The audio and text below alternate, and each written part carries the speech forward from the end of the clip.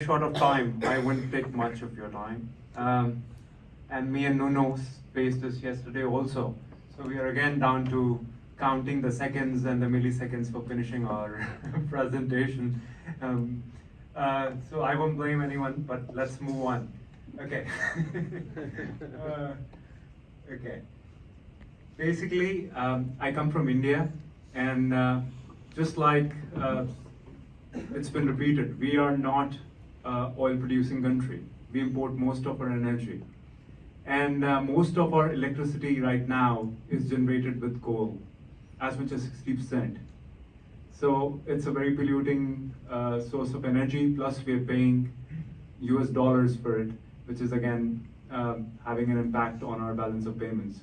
So India really needs the alternative energy, and green hydrogen is a part of that. So I would just skip a few things so that I don't.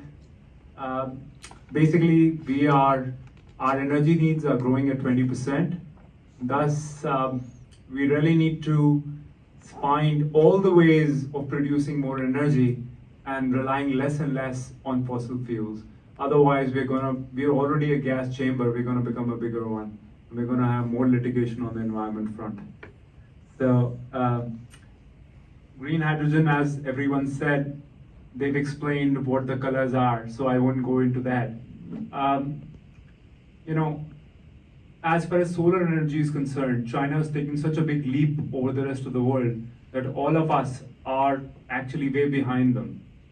And with an authoritarian regime, with things like COVID lockdowns, we all know what they can do to us. They can actually just close down your supply lines in a second. So we all have to rely on other things like green hydrogen to move on and to be less reliant on China. So this is why I think all the governments around the world have seen this as a good alternative, especially because it works very well with industries like iron and steel, refining, and also fertilizer industry, and as fuel for large vehicles like the ships and other things. So let me just skip this. And okay, in India we have a separate ministry for renewable resources. This is the one that's going to be handling our green hydrogen transition. And these are two bills which have come out for hydrogen and alternative energy this year.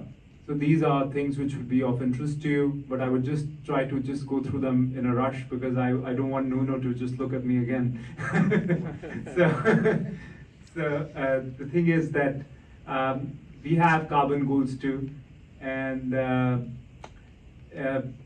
government through the Energy Conservation Act has advised industries and even large housing projects to have they've been mandated to use clean energy, and green hydrogen is a part of that. And then we have a green hydrogen policy which aims to have 5 million ton production by 2030. I would just address Armando on this because he was saying that both the facilities, the wind energy and the electrolyzers, have to coexist. It's not like that. In this policy, what India has done is we've addressed that. You don't need to produce the green energy yourself. You can buy it from the exchange. That's what's been prescribed in this. If Armando produces the solar energy or the wind energy, I can buy that and produce green hydrogen, and that will be counted as green hydrogen. It will not be become gray or blue. And this is a mechanism which India wants to bring in. And plus a concept of carbon credits. So all the industries which are being mandated to use green fuels, if they exceed their target, they're given carbon certificates which can be openly traded, which is a very good way to subsidize, at the same time not end up burning government's hands. Because if the government pays for everything, which to some extent they are at this time, they will invariably become unprofitable and they will have a lot of financial crises around the world. So these are other challenges which I think where the lawyers are going to be involved. Of course, green hydrogen is a field which is totally new. We don't have we don't have standard contracts, we don't have standard operating procedures, we don't have standard manufacturing processes, we don't have anything. So all the lawyers who have an inkling towards not working with the templates would really enjoy it. And the guys who've been just cutting and pasting would really find it very tough to work in this field because there are no templates. So the templates have to be made. So we'll have all the new policies because not many countries have come up with any hydrogen policies. So we'll have a lot of work trying to interpret them, and we'll have to suggest how to subsidize the hydrogen. We'll have to come up with the financing challenges and address the financiers how this is more viable and how this will actually serve them. And then in India, actually, like the 20-year gold standard contracts were cancelled all of a sudden in solar power. A lot of people financed solar power thinking that the 20-year state government contracts were going to be existing forever. But the state governments just withdrew them as the prices dropped, finding one reason or the other, so we have a lot of litigation in them. So the gold standard really does not exist anymore, especially with the right-wing governments. I think anything can be changed, even NATO can be disbanded. So I'll just skip a few slides. I apologize for that because Nuno is really getting a bit anxious. So, so I've just skipped a few slides.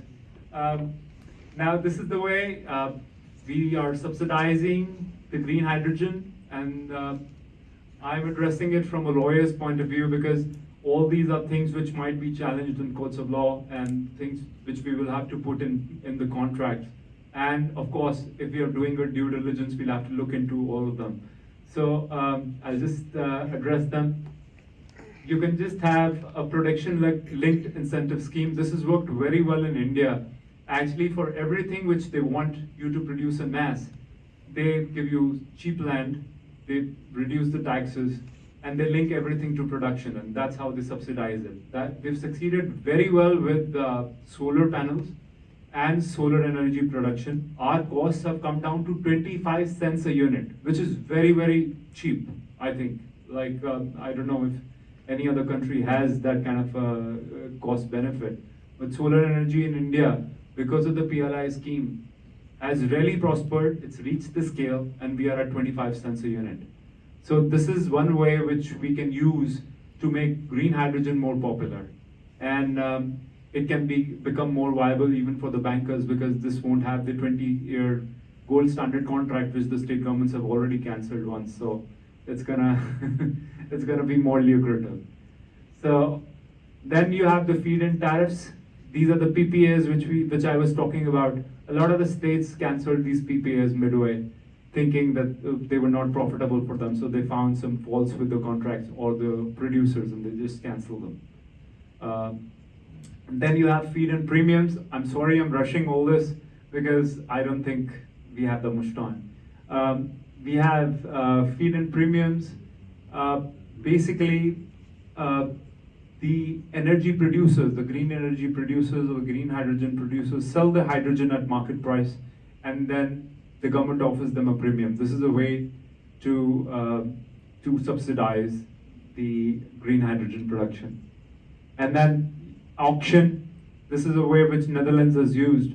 So I think this is another way. And carbon certificate market, which I've already explained, is a good way to subsidize and get the production at par. Another question which many people ask is, why do you need subsidy? Why does public money need to go into something like this? See, if something can be produced at $1 and can be produced at $6, if I'm a businessman, I would always buy the $1 thing. Unless and until I'm mandated to buy the $5 thing, or I have some incentive whereby I can balance my $4. So this is the reason why all these things have to be considered when you draft a contract or when you do a due diligence from the point of view of the manufacturer or the financier.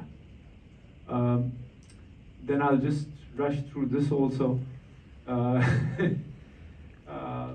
so this is basically the benefits of the gold standard contracts were basically the revenue certainty, timing certainty, and project bankability. But I also told you the drawbacks of this, that the government suddenly cancel them. So these are the recommendations. I'm just skipping this. I'm just skipping this also. This is what we are expected. This is why we are actually just propagating hydrogen, because this is what we expect. And with this, there would be a lot of work for lawyers. So we need to understand the industry. If we have to do the contracts, if we have to do the litigation, if we have to do their financing, or if we have to do their mergers and acquisitions, we need to understand what the industry is. And since the industry is new, there are no templates, as I said. Thank you. And this is about me, and I'm just closing it because I don't want Nuno to look at me again. And I thank you all for being here. It's been such a pleasure. I apologize for rushing it, but it's just that we have to look at everybody, and everybody has to speak. Thank you very much. Thank you. I don't know.